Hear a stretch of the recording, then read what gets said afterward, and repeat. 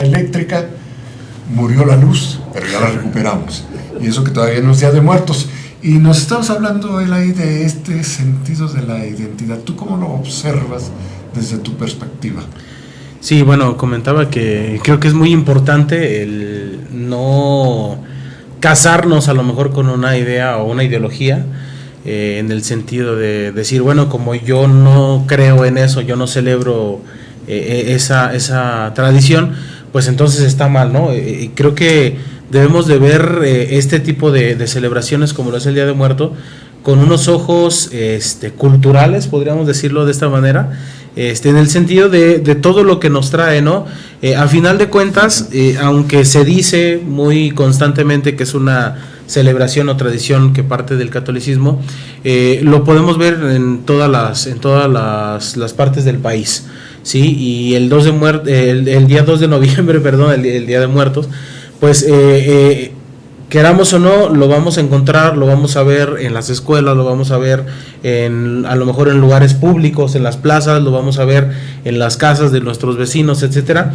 En todo lugar lo vamos a ver, y creo que es importante que sí lo veamos como una cuestión cultural, porque si nos ponemos a observar, el Día de Muertos es una celebración, por decirlo así, para muchas personas, para quienes así lo consideran, y lo importante de esto, creo yo, es la forma en que se lleva a cabo, porque no es una ceremonia, estamos hablando de que es el día que se celebra o se recuerda, mejor dicho, a las personas que ya fallecieron, pero vemos colores muy llamativos, vemos flores, vemos luces. Entonces es una festividad para quienes sí lo celebran, una festividad muy importante, a lo mejor contradictoriamente llena de vida, porque quienes lo hacen, claro, quienes lo llevan a cabo, pues son las personas que tienen vida.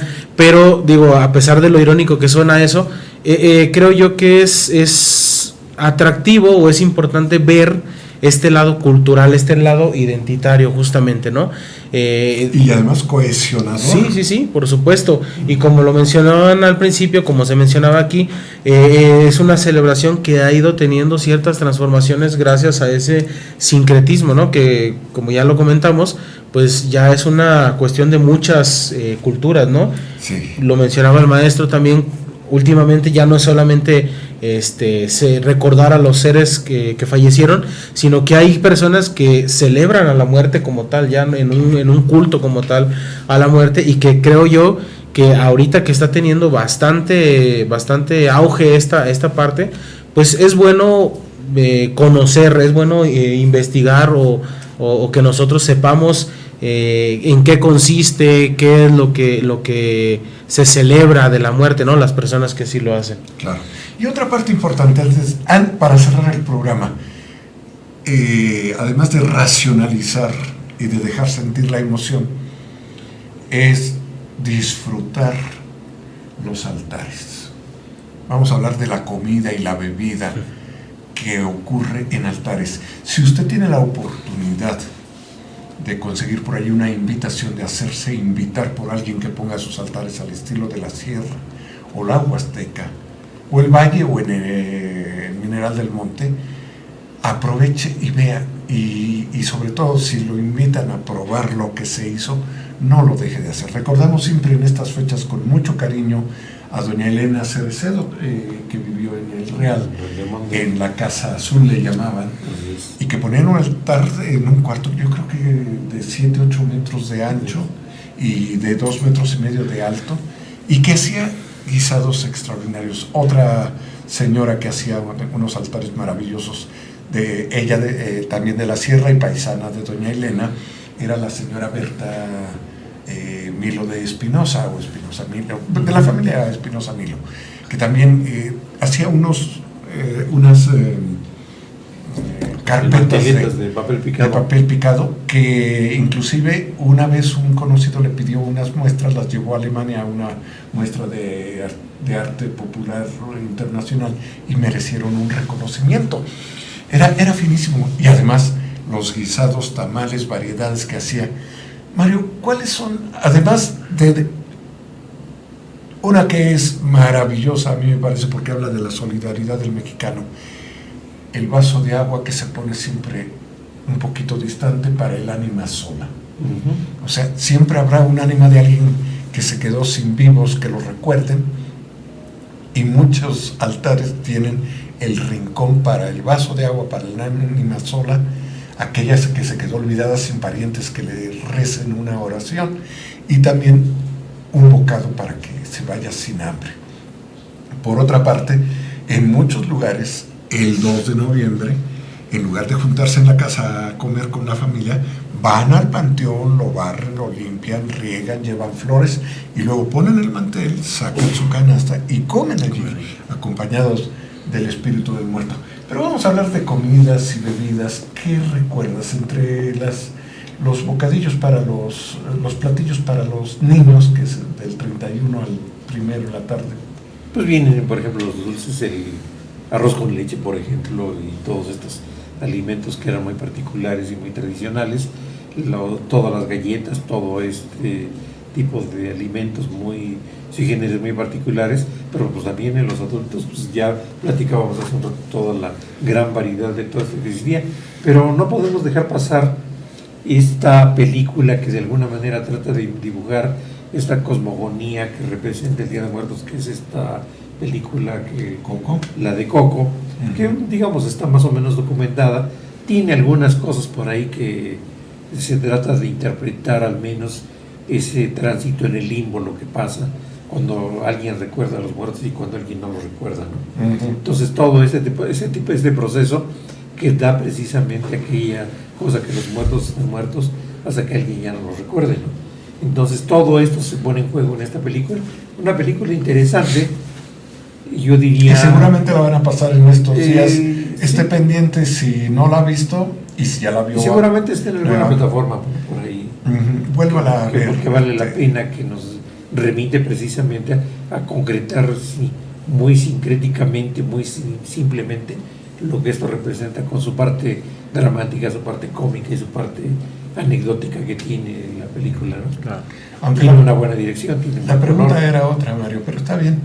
Era el breviario cultural. La película era ¿qué alimentos recuerdan ustedes por ahí? Porque yo recuerdo, por ejemplo, con doña Elena Cerecedo, hacía una mermelada de higo, creo que con nuez, pero una cosa deliciosa, un dulce tipo mermelada, una cosa deliciosa que solo ahí lo he probado. Doña Berta Espinosa Milo hacía algo que le llamaban el dulce de camote con piña, pero un sabor que solo en esos momentos se probaba, aparte de la calabaza en tacha. Sí. Sí, esta calabaza que se hace al horno, que muchas veces se compra porque ya trae con piloncillo. El piloncillo se consigue en estos días. Si usted va a los mercados y especialmente a la barata, a lo que conocemos más bien como la central de abastos, o el lunes a la barata, en otros lugares es el domingo grande, porque es el domingo anterior a comprar todo lo que falta. Va usted a encontrar la caña de azúcar, las mandarinas, inclusive con su rabo. ¿Por qué? Para que se cuelguen en los arcos de adorno. Hay que hablar del arco, ¿no? El arco es una parte fundamental del altar, que se ubica precisamente en el portón de la casa. De la casa, en el caso de los altares de la Huasteca. En el caso de los altares de la Sierra, es en la pared donde se pegan las carpetas de papel picado. Junto ahora con las fotografías. Bueno, las fotografías, que se ha vuelto cada vez más generalizado, pero guardando el respeto a los niveles. El nivel más bajo es para poner las fotografías de los niños, de la familia menos importante. El de en medio ya es familia un poquito de más estatus, padres, abuelos, y ya después empiezan los santos y hasta arriba, ya lo mencionabas hace rato, la máxima figura católica en que cree la familia, o la Virgen de Guadalupe, o la Santísima Trinidad, o un Cristo. Eso es muy importante. Y luego ya después se van esparciendo velas y veladoras. Pero en una parte determinante, el patriarca o la matriarca de la familia. Claro. Y luego algo muy importante. El incensario. El incensario o los saumerios, con su incienso. Así es. Que además tiene un olor de verdad muy atractivo. Es un olor que solo se aprecia en estos días como no tiene usted idea. Hidalgo es un estado riquísimo en variedad de panes, entonces también muchas panaderías en estos días pan de queso dejan de producir el pan cotidiano para producir el pan tradicional de muertos. No sé si y ahora parecido el pan de muertos con Hershey's. Pues sí, es que además las el cosas... chocolate, o sea, digo, no estoy peleado con el Hershey's. Lo que pasa es que pues, es chocolate, el chocolate es mexicano y el pan lo fusionan. ¿Y por qué Hershey si no pan más genérica, digamos? No necesariamente la marca. O un pan de chocolate. Ahora sí. No, es cierto, se ha enriquecido. Es parte de lo que dices, la gastronomía, el pan de muerto, que además a mí no me gusta mucho que cuando estamos todavía por celebrar la independencia ya están metiendo el pan de muertos, ¿no? Pero bueno, y en algunos lugares muy rico pan de muertos. Pero lo que dices, la innovación, ¿no? Ya ese pan de muertos que primero era un pan de agua con azúcar color de rosa y figuritas humanas o de huesos, después ya se elaboró mucho más elaborado el pan redondo con los huesos que lo cruzan y que además saborizado con flor de azahar y azúcar. Y ahora, ¿cómo encontramos el pan de muerto en panaderías? Ya hay muchas variedades, hay rellenos de diferentes cosas, como decía, más hay algunos cubiertos con chocolate, más atractivos pues, y también y más caros. Y más caros, por supuesto. Y las calaveras de azúcar y chocolate también. Y es, ¿no? a fin de cuentas, este azúcar, ¿cómo se llama? Azúcar glass, combinada con limón y creo que le ponen huevo. Sí, clara de huevo. Clara de huevo, entonces con eso van generando la pasta con que configuran, o que ahora las moldean a través ahora es de con los molde, moldes, ¿no? Los meten en un troquel y ya se le echan. Más fácil. Pero antes eran muy cuidadosamente manejadas, ¿no? Y con algo esa actividad que es de origen español, el pastillaje. El pastillaje. Y algo que tal vez tú no lo hayas llegado a ver, pero tú sí, no me refiero a los lugares de origen, sino a los años de origen.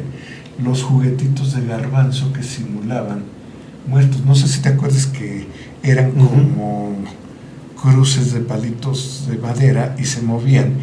Y con papel crepeo de China se les figuraba el cuerpo y las cabezas eran garbanzos. Garbanzos que obviamente simbolizaban muertes. Y entonces eran juguetitos que se ponían también en los altares, los niños los ponían en los altares, pero se les compraban para jugar. ¿Sí te acuerdas de esos?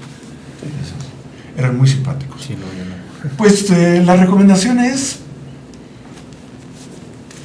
usted sabrá si pone el altar o no lo pone, si lo pone por creencias profundamente religiosas, si lo pone por una tradición que se asocie solidariamente a esta creencia muy mexicana, pero sí disfrute de la gastronomía de estos días, que es una gastronomía muy especialmente sabrosa. Por cierto, no mencionamos, en algunos lados yo he llegado a probar la sopa de habas y nopales, por ejemplo, ¿no? Muy rica. Que es riquísima, y se hace porque a aceite de olivo. Además, a alguno de los muertos le gustaba. Pruebe a hacer estos platillos, pero hacerlos en casa. Elaborar un platillo tradicional en casa, de esos que hacían las abuelas, también refuerza el sentido de identidad. Claro. Los moles con los miles de ingredientes que lleva, el mole verde con su muy particular técnica para que no amargue. ¿Cuál es esa? No la sé. O sea, a la hora de cocer los tomates tienen que darle el punto, porque si se pasa de, como dicen, se pasa de tueste, se amarga el mole. Pues ahí tiene usted esto, los tamales, si puede, haga tamales, hágalo, aunque le salgan pocos y chuecos, si no, no convide a los amigos, pero bueno, hágalos. Verdaderamente la elaboración en estas tareas es algo que tiene una gracia especial, cultural, familiar y sobre todo lo más importante, un punto de cohesión con los vivos, pero también con el recuerdo de los muertos. Honre a sus muertos para que uno sea honrado el día de mañana, definitivamente. Elay, gracias por acompañarnos en este programa. Al contrario, gracias a ustedes. Nos faltó hablar del Micahuitl, del Mitlancihuatl. Pues tendremos que hacer en otra ocasión. Pues sí. Es que este es un tema inagotable. Sí, muy, muy grande. Así que no deje usted de leer, de buscar, de ver películas Sobre relativas todo, al tema. sobre todo. Prefiera las películas que hablan de las tradiciones mexicanas a estas de terrorismo ficticio y Hay artificioso. que ver Macario. ¿Eh? Hay que ver Macario. Hay que ver Macario, por ejemplo, hermosísima película clásica. Y la ve usted, de verdad, una gran Es película. una película de premio. Claro. Así es. Entonces, recupere usted la mexicanidad sin perder. Y aquí, como decía don Alfonso Reyes, hay que ser muy mexicanos para ser universales. Reflexionen en esta frase. Gracias, gracias. Y a usted que nos acompañó, a Josué en los controles, gracias. Y aquí nos estamos viendo el próximo jueves. En tiempos y palabras. De tiempos y palabras. Que hoy nos faltó aquí el... Un saludo a Arturo Moreno, hoy no nos pudo acompañar. El Tlacuilo, le mandamos un saludo.